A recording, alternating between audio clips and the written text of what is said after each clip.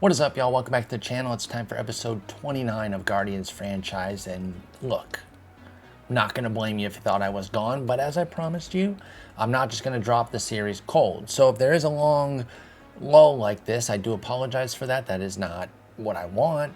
But as I've mentioned before, when I've had a few lulls, this just has to be kind of the first thing that I have to push down my list of to-dos when things are kind of at a fever pitch. So as we're closing down the regular season here, listen, I love baseball more than anything, but I'm not as upset that the regular season is nearing the end. I could use a little bit of a downshift there, and I'll give me more time for this because I love doing this.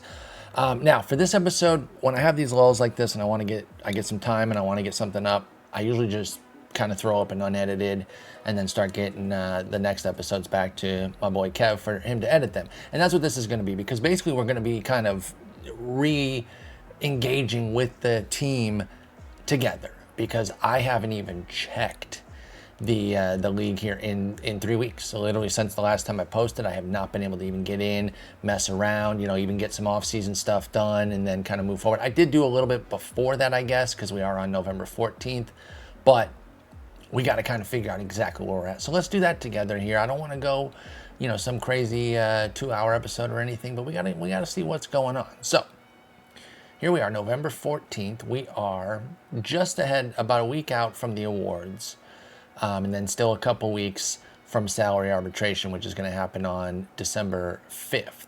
And then free agents will file on December 7th. So the calendar is moved back a bit, because I got to be honest, I kind of thought October 12th is when the World Series, oh no, that's when our playoffs ended, excuse me.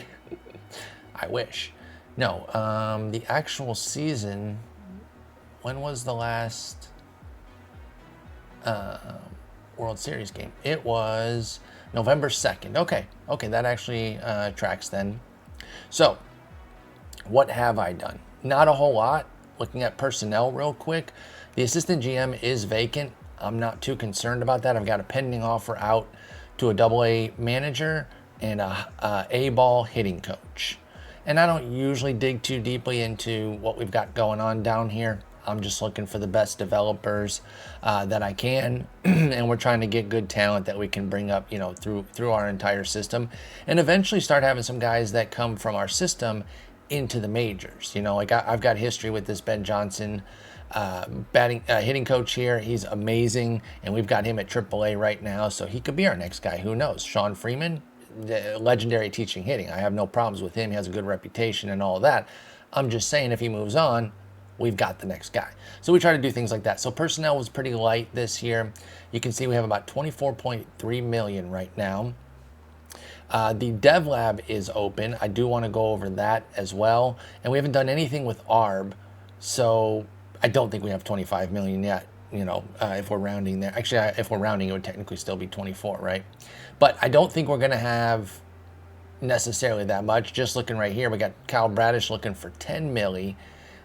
Now, is he going to get it? That's a fat no. 50s down the board is an intriguing enough pitcher that I have some interest in, but I have interest in that sort of pitcher at like 7-8 mil. And I know 10 mil is not that much more, but it's enough more that I don't really see it. So I'm not going to go over every single ARB guy right now.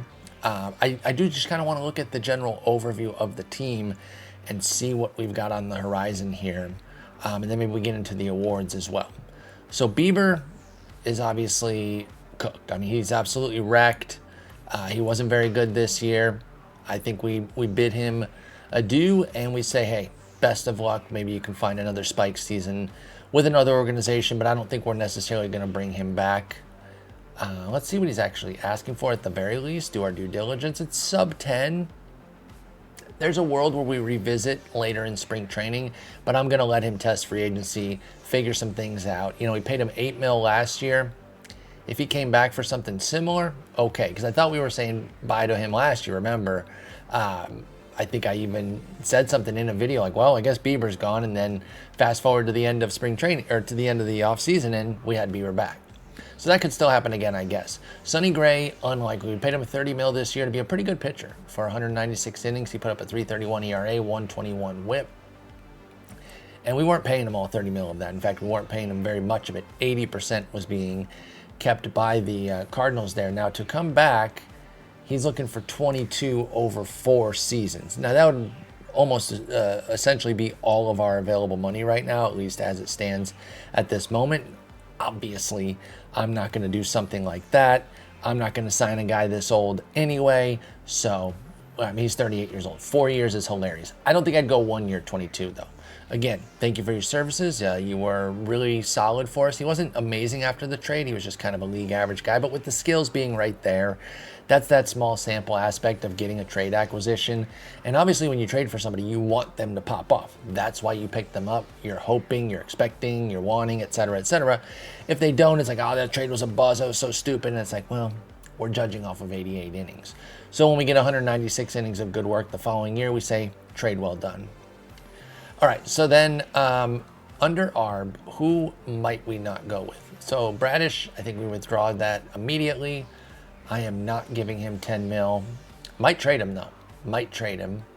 Cantillo, Bybee, Alamon, they're definitely coming back. Logan Allen at 3.4.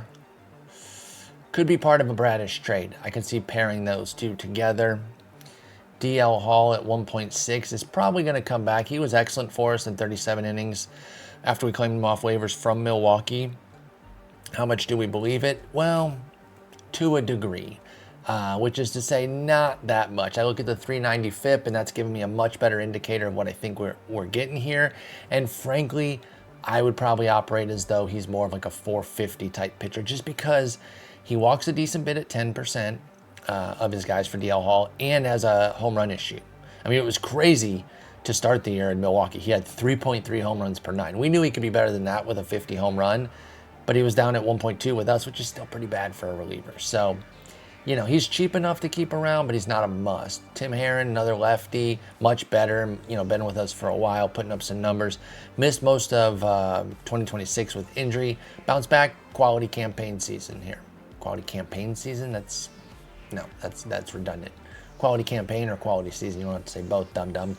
1.7 mil, I think he'll come back. And again, we'll shave these down. For those that don't know, that there's like a little bit of a trick that's kind of well known around the OOTP community, but I shouldn't assume everyone knows everything, because for a long time I didn't know it. But what you do is you basically give just over 95% of the offer, and they're going to accept it. There's very rare occasions where sometimes guys have played hardball with me. What I usually do is I will take the number that they want, 3.4 for Kyle Bradish here, and I'll do 0.95 times 0.951 just to get over that 95. Because if you do right at 95, I don't think it works. So this is 3.2334. So I'll just do this. 3.23, what did I say, 0.4? Is that what I said? I think that's what I meant. Something like this. Yeah, it was 3.233. I'm just going 3.234. And it's just a little savings off of the 3.4 that he was asking for, but it adds up, right? All those little knick-knack 4.5%, 5% shavings, they add up. Now look at him. Okay, now he's pushing it up. This is interesting because I did even higher than the number, so I'm a little bit confused by that. So I don't know what Bybee's all about. Oh wait, what did I just, did I miss a zero there? Did I miss a digit on the first offer as well? That would explain why he didn't want it. And then I went heavy a digit. Now I'm giving him 32 mil. Jeez, I'm but a goof. Okay, what? I love setting up something where I say I'm giving y'all a trick, and then it immediately doesn't work. Some trick, Paul. Oh my God, well, that's awesome. I could even use that, you think? And now he's fucking livid. It works all the time. I do not understand this. This is ridiculous. You usually take this offer. I don't understand. I mean, I'm not going to lose Bybee here to getting all pissed off. I mean, at the very least, we'll take him to ARB. Like, we're not going to lose him, so it's fine. He's not amazing right now. Anyway, he's worth 3.5 mil, though, even with his crap work ethic. He's a crap understanding of math, apparently, too. Well, now this is more than we were offering. This might be a unique situation where maybe our offer's coming in low, just because he didn't have a very good season. Let's try it on somebody else because I feel like an idiot right now. I'm like, guys, this is a pretty dope trick, and if you don't know this, you're falling behind. Let me show you, and then it doesn't work. Like, that's just fantastic. All right, 466 here with Cantillo. Let's try this. Oh, he wants the long term. All right, let's try somebody else because I might actually entertain that, and I don't want to just, for the sake of like doing this example here, I don't want to just offer him a 1 year there and possibly miss up that opportunity. All right, 577 here. 577. This should work. Thank you. Okay. So that's one. One up, one down, right? One worked, one didn't. Let's try another one just to see how much of a goof I am.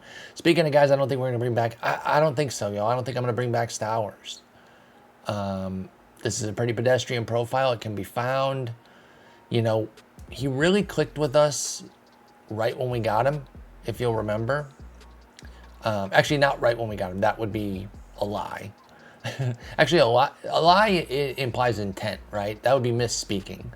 I did not realize when we first got him in 2024, he did not do well. But that first full season, 2025, was the exact dream of this type of profile. 136 WRC plus 36 bombs. Okay, I knew that was going to be like a high watermark. And then when he went back down to average the following year, I was like, that's fine. I'll take a 100 WRC plus and 25 homers. He was at 99.24. You punch that ticket as a platoon guy, we're down. We're down for that. Dropped down to a 55 WRC plus with 13 homers and 300 plate appearances last year. Now, could he bounce back? Sure, absolutely. Can I find his profile for less than 3 mil elsewhere? Yes. It's just that simple. So Stowers, another guy who could be involved in a trade here. So let's try Rocchio. Obviously, we're not getting rid of Rocchio. He was a brilliant Swiss Army knife this year, playing damn near every day. What kind of fielding breakdown did he have? Okay, so he got mostly second base, and then some third, very little short, and literally one game at first. So wait, did he... Because that's not 130 games. Did he DH? He must have DH'd a bunch. Okay. I didn't realize that we were DHing Roque. Does it say by position in here? Oh, that'd be cool if we could get this. Like they have at Baseball Reference where you can get a split by what position they played at. I don't put weight in it necessarily. Like you'll have your one-offs where a guy's like, oh, whenever I was playing first base, I just, was locked in hitting. Whenever I was playing right field, I was, too focused on defense or something like that. That can happen. I'm not saying the game should have any sort of way that happens. I just want to see the data, right? It's more about just wanting to see the data. Anyway, 7.5 times the 0.951. Whoops, I did a miscalculation there. So that's 7.13. So I just go 7.14. I'll just make it easy, right? I usually just bump over a little. I'm not trying to get every little nickel. Obviously, I want to save some bucks. But this works for me, And then I just do the little plus 10K there to get the commas back in there just in case I'm adding a 0 or missing a 0. All right, so then we got Roku. Again, we're not going to go through all of them, but I just wanted to show you that 95% trick. And it's got to be a little bit over 95%. So we'll bring back Kerstead. Barrero, no. We'll try to get somebody on like a minor league deal. I mean, 2 mil is not 1.9. That's not a lot. That's a fair price. But it's one of these things that I took a little while to learn in fantasy. I used to play a lot of auction leagues where you have a $260 budget to pick up your players. And then when it was a keeper league. And I would just always keep these low dollar guys. Because if they were like $3 or lower, of course he can be enough for that, right? And it's like some platoon guy who's like kind of decent. And there's a dream world where maybe they pop up. But basically, I just kept too many of them. And I kept using up roster slots, because you could keep X amount. You didn't have to keep a certain amount. You could keep like up to 9. And I'd be forcing it just to get to the 9 count. Basically paying the 1.9 mil to Barrero, it's not a big expenditure. But it's also not really worth it, right? Like there's a world where maybe we got forced into using him and he ended up doing pretty well for us because he could be kind of an average-ish hitter, has a good speed profile, and is a nice defender. But who gives a crap, right? Find another guy like him that we got as a minor league free agent signing and pay $740K for that again. So, you know, it's just those little things that you start to get better at that kind of around the edges where you get those marginal gains. That's what turns into a winning team, right? You know, the teams that are the best at being on the shoestring, like the Rays, obviously the top example, the A's when they're good. And I know they aren't right now, but they are building something there. They've got some intriguing players this year. They're regular bad this year as opposed to like White Sox bad. But anyway, they don't necessarily, the Rays specifically, because they're like in the midst of being pretty good right now, at least over the last few years. This particular season, they're treading around 500 and probably going to come up shy. But they don't necessarily make these huge gains all the time. We remember the times that they swindle a team and, you know, the tertiary player in the deal ends up becoming the superstar or something. Sure. But really the way they win is marginal gains over and over and over again on the grand scale, right? Like scaling up those marginal gains into major impact. And that's in terms of, you know, not just like penny pinching and things like that, which again, they're forced to do because their owner doesn't give them money, but also in terms of the moves that they make, right?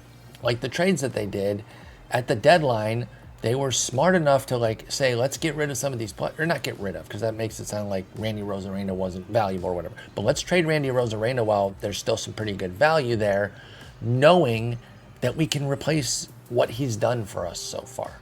You maybe not be able to replace like the best of a Rosarena, but he wasn't at his best this year with them. He gave them a very healthy, you know, solid 100 games of a 103 WRC plus. Right? Like just over league average. So that's all they had to replace. Well, they turn around and get Christopher Morel. And I know he's had some struggles, but like on paper, I see how Morel essentially replaces a Rosarena. They get the extra years of control, they get the younger guy, et cetera, et cetera. You see what I'm saying. So anyway, looking for those marginal gains and just adding those up, I think is a big way of how you can win in this game. And it's like kind of my favorite way. I love hitting on some major prospect that explodes, you know, an 8th rounder who turns into a star, or like I said, with the Rays, you know, something that we do where we turn the third piece in a deal into like the biggest piece of it, et cetera, et cetera. But I really just like making all those small little moves to get incrementally better, and then you put it all together, boom, big picture, it looks great. All right, so stepping back from ARB, let's go to the player dev lab, because I did slot the guys in there. This was before I took my little, you know, unexpected break here. And I might have, I don't think I covered this in a previous episode. Let me check. I don't think I did, though, because the last episode was the playoffs, wasn't it? Playoffs. It was, yeah, it was the wild card series. So we have not been over this. I did this probably in preparation for this episode a long time ago. So here's what we got. We got Lonnie White working on his 2-strike approach because he's a 45 avoid K now. He still had a brilliant season for us, and he was pretty darn good last year as well. And if he falls somewhere in between these two seasons, we're good with that. But one of the big reasons that he had such a great season this year was because he dropped his strikeout rate from 34% to 26%. And I can live with 26%, but I want something better, right? Let's get it under 25. Then we are talking like 5-win seasons as the expectation. So we'll see. It's not easy to get the 2-strike approach thing. You can see it's orange here, so it's of moderate difficulty. Charlie Condon, plate skills, plate discipline. He's got 5 potential there. We're trying to tap into that, maybe even get some more. He's got, you know, the great profile to work on everything. He fell down a little bit from his breakthrough season in 2026. That's okay. We're not upset about a 3-WAR season with 36 bombs, 100 and 100, right? The counting categories were actually better. He goes 28, 94, 94 last year. He goes 36, 102, 105. You're not blinking an eye at that in any negative way whatsoever. But if you're nitpicking, 8% walk rate, little light for a stud, right? That's like league average-ish. So let's tighten that up. Let's make sure pitchers are fearing you and that you're taking advantage of that fear by getting a 10% plus walk rate. He had 9.6% in 2026. We round that up to 10%. Let's at least get back there. Royce Lewis, same vibe. He's at a 45 eye with 50 potential. He's actually got a bad walk rate. He did spike it up to 7%, which sounds weird because 7% isn't that great, but it was at 2.3 the year before. So he spiked it up, but we need more. I would love to see more there. Again, just you love the foundation of having that plate discipline. You don't always have to use it, right? You don't want to be passive. You're not always going up there looking for a walk, but understanding the strike zone is so crucial in baseball. Heston Kjerstad, we're trying to generate some bat speed here. Now, he doesn't have anything with potential in it. I've been led to believe by commenters and other folks who play the game that they don't have to have a potential left to fill to be worth training.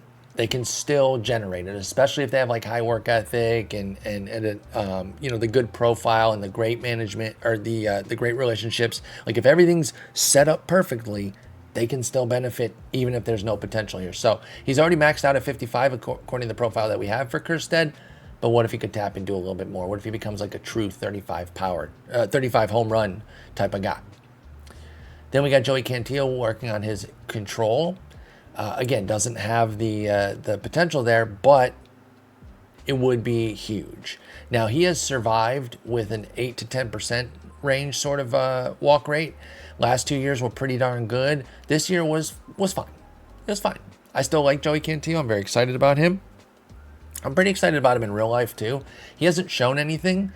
He's actually struggled a decent bit, but the talent is there, and I'm eager to see how the Guardians develop IRL Joey Cantillo, too. Andres Gimenez, quality of contact. I forget, that's just going to be like the BABIP then? Yeah, okay, because he has 5 potential there. I mean, he's got the profile to really take advantage of it, too, with good base running. He's got an amazing personality profile. So, obviously, if he can hit for big average, that's exactly what we want. He's a grinder. He grinded out a nice, capable 2.5 win season, about 3.5 wins the year before in fewer games. So, markedly better season in 2026 than 2027. But those are the ebbs and flows of a career, right? Like it's going to happen. Not very few guys kind of live at a plateau and just kind of churn out those seasons for a decade and then call it a career. But we're still happy with what's going on with Gimenez. We're paying them a good bit though, so we'd like to be living on that 3+ WAR side and make this 2.3 kind of a low watermark here in the sim, because he put up 3 WAR in 2024, then 5 WAR, which was awesome, down to 3. It's straddling that line there where if it was 3.5, I'd call it 4. You just needed a 0.1 extra there, Gimenez, and then 2.3 this year. So hopefully he can improve that BABIP potential there. Jeremy Saylor is a catching prospect for us. He's very unhappy right now, I'm going to guess, because he wants to be in the majors. And with this defensive profile, he should. That's fine. I respect it. He's got high work ethic. What are we working on with him? We're working on the bat speed. Let's get that pop going, right? Let's see if we can bring some thunder. He doesn't have a ton here. Wait, is that... Generate bat speed is the power one, right? Yeah, because 2-strike approach would be for strikeouts, of course. Quality of contact is BABIP. Yeah, I think I've got that right.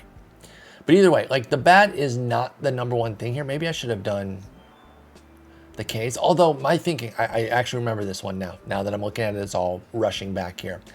I was like, let's tap into the power, at least get that to 40, maybe run him again for power the following year to maybe try to push him toward average pop, because my guess or my thinking was with his high work ethic, he can naturally boost the avoid K there just with like natural training over the offseason and into next year. I thought the power might be a little bit harder to get, so that's why I targeted that. And he is going to be almost assuredly on the team, but then I looked at Duran and Bailey, and I'm like, well, and then we got Naylor here too, who doesn't even really catch. We got to make a decision on him, folks. I don't think it's going to be a friendly one as far as keeping him, though. Because Saylor, I mean, he's on the cusp. He's in AAA. Now, I moved him from high A to AAA. He wants to go right to the majors. He's mad at the team record. Maybe he's mad at the Lake Lake County Captain's team record, in which case, you'll be fine. So he probably won't start the season with the team, but probably debuts in 2028. Then we have Wen Hupan, and what was I working on with him? Improved control. Yeah, straightforward. He has a 40 control, so obviously. Low work ethic, though, so it's going to be tough. Andrew Painter, working on his control as well. Now, he's another bunch of 50s with some 55s mixed in, but also has extreme ground ball. He's 24 years old. We really want to see something here. Now, we're hoping that this could be a gem from the trade. Remember, we made this trade here where we got Pon and Painter. We gave David Fry, Tyler Freeman, and Mauricio Aldrete. Now, Mauricio Aldrete is the one who could burn us. We're going to keep tabs on him. He's got that crazy power, but I'm really not. If he develops and they turn him into something that isn't just this all or nothing sort of guy, I'll tip the cap and say, hey, well done. I'm okay with that. And then finally, we do have Bradish. Oh. Well, maybe should have looked at the profile before, or the contract situation before doing that. You know what? Maybe it's fine. Maybe we do keep him around then. Because I guess we haven't wasted that long. We could get another person in. I'm going to leave him here. What's this 5 mean? These guys all got 5. Because that's 3 to 4 months, or else I would have guessed months. But what's this parenthetical 5 here? I do not know. Okay. Like I said, this is basically kind of like a recap sort of catch-up episode here. So we're not gonna move forward a ton. So offline, I'm gonna end up kind of like exploring situations, maybe for a Bradish trade or whatever, before we really advance too far into this. So I don't think we're gonna get to the awards today. My fault on that. But I want to really get back in here and not rush things just to get caught up. Or caught up to what, right? Like, we don't have a timeline. I hate that there was a 3-week lull, but life happens. So I want to take that slowly, and I don't necessarily want to get rid of Kyle Bradish. And maybe we can't afford it. Okay, maybe I was a little hasty. I saw enough in him to train him. I need to reassess and say maybe we do keep him. He didn't have a good season with us, and that's probably what was driving my disdain for the 10 mil. But we'll figure it out. All right, so there's the player dev lab. Now let's kind of look at the team at large. Now I don't really use this very much, this organizational depth chart, and I don't think I'm going to right now either, because look what it's listing for us at catcher. What is, by potential? Oh, okay, that's why that. Wait, what's this guy's potential? Oh, I'm getting reacclimated, y'all. I did not remember our 3rd round pick from this year. I was like, who the hell is Marquise McCallum? Why is he at the top of this? And then Chris Ferguson, I do remember, took him for his great defense and solid catcher here. Okay, but I want to go by current. Let's see what we're working with currently. So we got Duran, Bailey, Naylor. Like I said, they're all in the majors. Catcher is fine. And we have Saylor right behind, so we are good at catcher. Over at first, we got Condon. He's our everyday first baseman. We can still put him in an outfield spot if we need him to, but we have good outfield defense to where, generally with a number 1 overall pick, you don't want to immediately push him over to first, down to the end of the defensive spectrum, but it's just where he fits best for our team. Because while his left field defense is fine, 55, 50, 55, I'll live with that. We have standouts in the outfield, so that's why he's not here. I was like, what the heck is this? Char's blanket creeping under my wheel here. Pardon me. Stowers, I do think we're going to move on from. Corey Collins had a huge season in AAA, y'all. But he basically looks like Mauricio Aldrete developed. The prospect we were just talking about having traded to Philly. Oh, there he is. So look at his potential and look at Corey Collins. So, it kind of gives us a good look of what Aldrete could be if he fully panned out. And that's why I had no problem trading him, because what it ends up being is a guy that I'm not confident is going to succeed in the majors. Now, he brings a lot to the table. He is the quintessential 3 true outcomes. He hit 45 homers, did Corey Collins, with a 16% walk rate and 31% strikeout rate. That's fantastic. Is he going to get eaten up in the major leagues and strike out, 35, 40% of the time? That's the part I don't know. And I don't really have plans to bring him to the majors this year to start the season. Like, he could eventually make it, but I don't know. It's tough. I want this player, I want this profile to succeed. I just don't know if it will. What's he mad at his role on the team? What is Columbus doing? You're playing first. What are you carrying on about? Okay, he's not playing against lefties. Wait, that's Dave McCabe. He's not playing against lefties, and I'm fine with that. You know what? I might even have that strategy on. Let me look. I do. Okay, yeah, so cry about it. You're starting against righties, and you're batting 6th. I mean, maybe that's a little bit of an annoyance that you could have been batting higher given how well you played, but cry about it, dude. I'd be such a good GM. Hey, I noticed you had logged a concern and sent a real thoughtful email to me about it. My response is cry about it. Please leave my office. GM of the year. Second base, we got Rocchio. Ready to rock. Ready to Rocchio. We got Royce. We got Willie Castro in AAA, who's still only 30 years old. Okay. No, but we're not really worried about bringing him up. Jimenez at short. So we got Rocchio, Jimenez, and Lewis as our infield. And that will be... We have Lewis at second. Oh, yeah, we got... Cool brain to forget about Jose Ramirez. Cool life, Paul. Because he looked here and they... Now, I'm going to blame the game a little bit. Because, listen, they're both rated 60, so I'm sure they just went alphabetical order. But, no, fuck that, dude. Put Ramirez on top. You made me look like a dumbass for not looking one milli-inch down and seeing that Ramirez was right there. Okay, because I was wondering... The reason that tripped me up, too, and I did kind of figured that I was missing somebody is because I was like, we didn't start Rocchio every day. Who are we losing that opens up an everyday spot for him? And no, that's the thing, is that we don't have an everyday spot. It's a good spot to be in because we have some depth. But if you look at it, Rocchio currently on the bench against righties because we had Wilfred Veras playing DH. So, we're going to have to kind of see what's going on there. Again, an enviable spot because we've got an absolute stud here in Rocchio who's not even starting. And I got to be honest,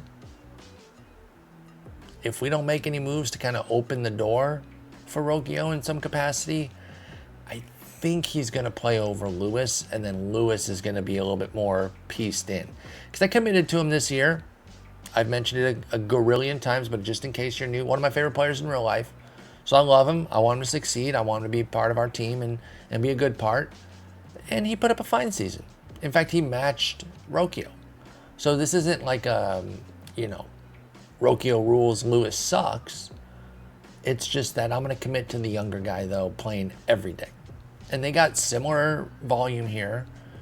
But Rocchio hit 27 homers and 522 plate appearances. I got to get him 600 PA just to see what's up. Now, I don't think he's going to hit 27 again. He has 45 power. I frankly don't understand how he hit 27 this year, but I'm not mad about it. And then in the outfield, you can basically say Lewis is part of that because he could play the outfield. But our starters are Sukyoung Namgung, who's coming off a 3-WAR campaign, plays a quality defense, is a gap god with 41 doubles, 6 triples, Our boy Lonnie White Jr., who we've now committed a long-term contract to. Picked him up from Pittsburgh in that big Jorge Valera deal. I always call him Jorge for some reason. George Valera. It's not even Jorge. That's the funniest part about that constant flub I keep doing. But he's gone out to Pittsburgh and he's done well. Again, just for the newcomers, this was a win-win deal at the time. Like, we thought that this was going to be, both teams could really benefit from this. This was a fit based on our team context situation that facilitated the trade. We were lefty loaded. We needed a center fielder. And while he's not the best center fielder, I don't mind playing White there. Right? Like, he's not a god. He's a 55 center fielder with 65 range, 60 air, 60 arm. I can live with that. I can live with that. It's better than what we had because I think we were running Kerstead out there. And, like, you know, he's got 60, 65, 55. Anyway, speaking of Kerstead, he's our right fielder, and he's been great. You know, we made that big trade for him, and, you know, we've actually lost the deal, folks, in terms of, you know, war for war type of vibe. Cal Manzardo continues to be a beast. Gavin Williams rejoined the rotation. Had a pretty competent season for 27 starts. And then Barlow, of course, had the big first season with them. Or no, the second season, excuse me. He's gone now. But, you know, I think they've won it because we have Kerstead. But then Stowers had the one great year, mediocre year after that, and then Bustville this past season. So, you know, I still love it because I love Kerstead and that's who I wanted. And it's not like we're missing Manzardo. Like, where the hell would we be playing Manzardo right now? DH, okay, but I mean, we got Wilfred Veras, who we picked up in a trade with the Mets, along with Jordy Vargas, who's kind of a quantity type trade, right? Where we had some extra talent that we can get rid of, or again, get rid of is such a negative way to put it. To trade off, you know, say, hey, we got some pieces. We're trying to consolidate our talent a little bit. All right, and then Jonathan Rodriguez is a backup for us who can swing it a little bit. And then we've got Mason Hour, you know, speedster with some decent defense, a little bit of a bat, nothing crazy there. Stanley Consuegra can really mash against lefties. Intriguing bat, you know, flawed, but intriguing nonetheless. Put up a nice 125 WRC plus for us. Barrero, already talked about him. Brooks Baldwin, just your standard issue, 50s everywhere type guy. And I like those types. I'm a sucker for those types for sure. Bo Naylor, already talked about him, and then Duran, our backup catcher. Pitching, we've got Luis Castillo, and he's going to be 25 mil this year, but we're paying half, so we're good. 13.5 mil, we're certainly not we're certainly not bothered by that. Gray's gone, so let's bump him out of there. Put Cantillo at the 2 spot. Tristan McKenzie. 2 great seasons now in a row after a modest 2025. And, you know, it wasn't panic zone except for the home runs. And they continued a bit in 2026 going from 1.6 to 1.2. But then this past year, 0.7. Here's the thing. I don't really believe that. I don't believe that he can live under 1 right now with a 50 home run.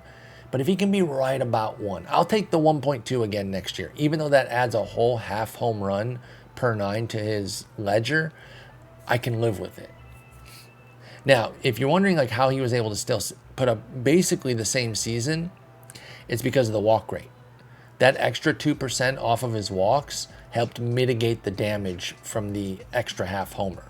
And probably some hits, you know, some sequencing mixed in there too, like when you give up the homer, all that sort of stuff that you could really microanalyze if you want to, you know, mega dig into a season. But all in all, we're pretty happy with where McKenzie's at. And now that I'm looking at it, you know, when we talk about Bieber gone, Gray gone, I guess Bradish is in the rotation right now, y'all. So maybe I need to chill out with running him out of here. And frankly, at least right now, Logan Allen might be too. Okay, let's go down to AAA, see what's going on down there. Okay, Bybee, let's bring Bybee back up right now because he's not out of options. And let's put him.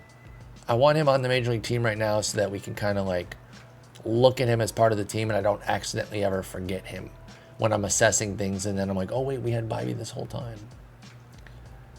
Because while he has not kept the trajectory of real life, he's still capable. He's still absolutely capable. In fact, I like him better than Logan Allen because Logan Allen's got that 45 home run rate that terrifies the shit out of me. And then the bullpen's nice. I'm not even going to analyze the bullpen at the beginning of the offseason, though, because it could go through like 100 changes. Obviously not that many, but, I mean, dang.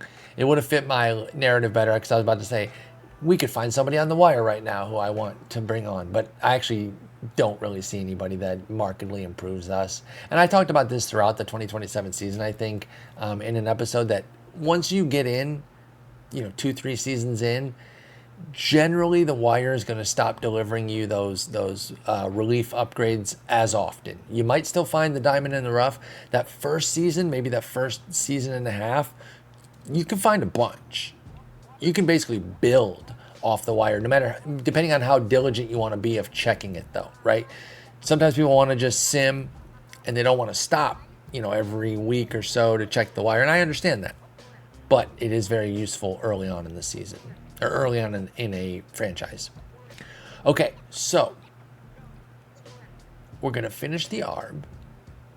Bradish is no longer a must trade, but a possible trade. I would say Logan Allen could be traded as well. Kyle Stowers, Jose Barrero. I don't think Barrero's really he might be like a sprinkle on top of a trade type of vibe. What do we need? Pitching, I would say, right? I think that's our number one need. Let me go to the trade screen real quick. I like the little dots. I'll show you what I'm talking about. What the hell are you talking about? Dots, idiot. First off, don't call me an idiot. Rude. Let's just talk to the Orioles real quick. Okay, these dots right here. S&P. Spore or Paul. I don't know why it's backwards, but no. So this is your starters versus your prospects. So your major league outlook versus your minor league outlook. And blue is best. So our catcher outlook is amazing as far as prospects. Whereas our first base in the majors, which is Condon and a few other guys that qualify there, is amazing. Where's our red dots? Okay, first red dot in the majors is left field. I don't really buy that though, because it's probably just taking like actual left field and it only sees Stanley Consuegra, and so it's like, oh, you don't have a good left fielder. What if we put up Namgung over there? And bang, we instantly go to blue. So there you go. You have to be mindful of that too, particularly with the outfield piece. Now, as we move further down, it says that we're green on starter. I don't know that I agree.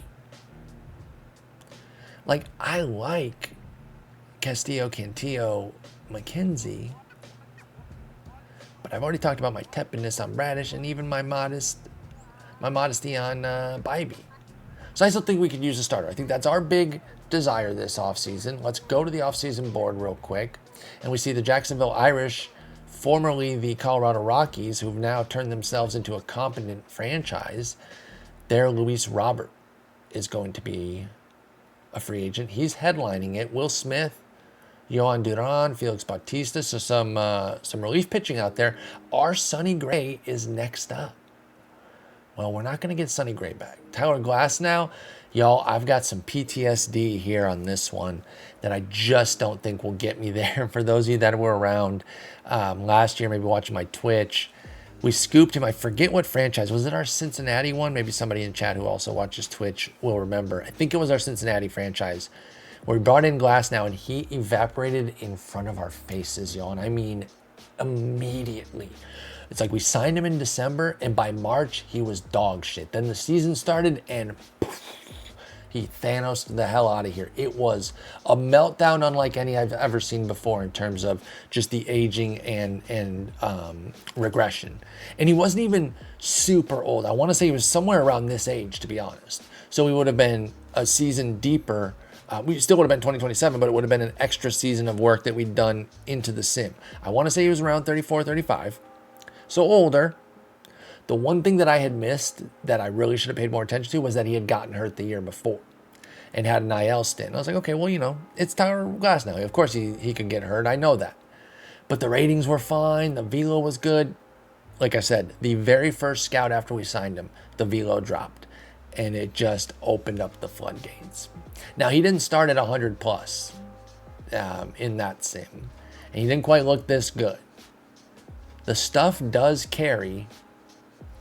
As he gets older, though, you do have to wonder, like 50 home run, 55 BABIP, 55 control. How much can 80 stuff protect you? And as you can see, it doesn't always just protect you, because after a Cy Young campaign, I believe, yeah, he went from the Cy Young to the outhouse, like the literal biggest shift you can make. 2.49 ERA, 0.93 WHIP, leads baseball in both, to 5.50, 137 in his walk year. What the hell? With the home runs. Before I could even finish the sentence of what the hell happened, it was the home runs. The hits went up too, which, that's on the table as well. But it's really the home runs. Because he could have survived a 9.2 hits rate. Even though that's pretty high, he could have survived that and put up like a 4.25 ERA, which you'd have been like, okay, that's fine. 5.50 though, that's terrible. We'll put a scout on him. Shane McClanahan, okay, that's interesting. He only made 10 mil last year. Why doesn't he make any money? What the hell? Has he sucked? No, he's been good. Why isn't he making any money? Why is he a free agent? How many years is he at? 1, 2, well, yeah, there's 6. There's 6 seasons. Time for the movie. I'm interested. I want Shane McClanahan. Sign me up. Let me get a scout on him. I mean, depending on the price, I guess. I guess we don't really know until free agency starts, but right now I'm interested. Michael King. Michael King's been amazing this year for the Padres, and frankly, I'm going to take credit for it. Now, of course, you're thinking, Paul, what could you possibly mean? Why would you be getting credit for Michael King? That's patently absurd. And I say, nay, it is not. For I discovered him in OOTP. And when I say discovered, I simply mean that he popped off in our Montreal sim and became a god. And if intrepid listeners and watchers of my Twitch may remember that I was actually kind of a dick about him, and I didn't appreciate how great he was. So it's the complete opposite. I did not discover him. I'm always joking whenever I say that anyway. My buddy and I, we have this long-term meme that we'd say we discovered Patrick Willis because this is true though, like he really wasn't huge on the national scale yet at Ole Miss before he went to the Niners and became a god. All we mean when we say we discovered him is that we got tuned into who he was a little bit before the general public, because we play a bunch of Madden, and like he'd come to my house or I'd go to his, and we just do like a whole night, overnight till like 4 a.m., start at like 7 p.m. till 4 a.m., just going through a franchise. And like before he like really, really broke through, we were on the Patrick Willis train because he became just as good as he did in real life in Madden, but as a rookie, right? So it's easy to say now, like, of course Patrick Willis became a god, but he hit heights that we did not know he was going to reach. Anyway, similar experience last year for me with Michael King, because his success in this game did kind of make me more interested in him in fantasy this year. I'm not saying because he was good in here that he was going to be good in real life, but the game puts me on a lot of players, like way too many to name, that I've had knowledge of, that I've then parlayed into fantasy success. And I will also point out that Patrick Willis went like 10th overall. So I also want to be clear that it's very tongue-in-cheek when I say discovered. People were going to know how great he was. Anyway, I'm intrigued by Michael King. Let me go back to him real quick. He is 32. I know he's a little bit of a late bloomer, but he's kind of like a baby glass now. And depending on the price, it'd probably just be better to go for him if he's much cheaper. Also did not have the best walk year. Got traded from San Diego to Philly and kind of fell apart with Philly a little bit with a 1.9 homer rate. But still put up a 4.58 ERA and 126 WHIP. Like that's okay. That's okay. Let's throw a scout on him. I know these guys are at very high, but you know how I am. I got to get the scout. Got to get the fresh coat of scouting on everybody. Raylo, do you want to come back? Excuse me. We traded Raylo out to Texas, and he went back in rotation with them and absolutely popped off. But never mind, he's got a ruptured disc in his back. Hard pass. Good luck to you, buddy. Back problems suck. I have them. They are me. Frankie Montas, one of my favorites in real life, but he's 34 with low adaptability and work ethic. Just seems like a potential headache. So I'm going to pass on that. Joe Musgrove with Jacksonville, control artist to the max at 70 there. Like a decent starter, okay, 409, ERA 120 whip, coming off a much better season in 2026, but still a capable pitcher. I could see maybe him, if he's coming in, like he made 20 mil last year. He's not getting anywhere near that. But if he came in at like that 8-9 mil range, or even 10, like that Bradish range, I could see maybe going for him. Anybody else here? Tanner Houck. Well, Jacksonville losing a ton of players. Tanner Houck coming off a good year. Nice walk year for him. I swear Jacksonville like made a little noise this year too, if I recall correctly. Okay, they were a first-round exit, but they made the playoffs, right? This is the Rockies organization, and they've made the playoffs 2 years in a row. But they're going to have a little bit of an uphill battle with all this talent that they're losing. I'm kind of curious what the backfill situation looks like. They have Dolander, who could be, you know, ace-ish, ace adjacent. He's a number one more than he is an ace, if that makes any sense. The idea being like there's 30 number ones, right? Every team has a starter in the one slot, but there are not 30 aces, not even close. So yeah, the pitching looks like it's in, because I think Diaz was a free agent as well. Yeah, so woof. And then as far as hitting goes, okay, they still have Amador, who's a god. Wow, he's fantastic. They got J.J. Weatherholt, also a god. Drew Romo, we know about Drew Romo. He's a stone cold god, even with a 52 WRC plus, like legitimate dog shit. 52. He still put up 1.1 WAR because his defense is so good. I've got a long history with Drew Romo in this game, dating back the last two iterations, 24 and 23. So big fan of his. Keo Fernandez pretty solid too. Okay, so they're going to be able to weather the Robert loss there. The pitching is the problem, though. They're going to have to dip into the market or re-sign some of these guys or something. So that'll be interesting to see what they do. The rebrand is amazing, though. The Jacksonville Irish, and they're now a two times in a row playoff team. That's pretty cool. All right, let's go ahead and cap it here. I said I wasn't going to go like all 2 hours, hour and a half or anything. Let's keep it under an hour. It's a little bit of just kind of a, hey, I'm not going anywhere. I just want to make sure you guys know that we're not going to go 3 weeks again until the next update. It'd be kind of funny if it ended up being 4 weeks, and then I came back, I was like, see, I told you it wouldn't be 3 weeks. No, I don't have any intention to do that. I'm trying to get 3-4 episodes in the can this weekend, or by this weekend, like one tomorrow, one Friday, and one Saturday for my editor, so that we can get back on track again.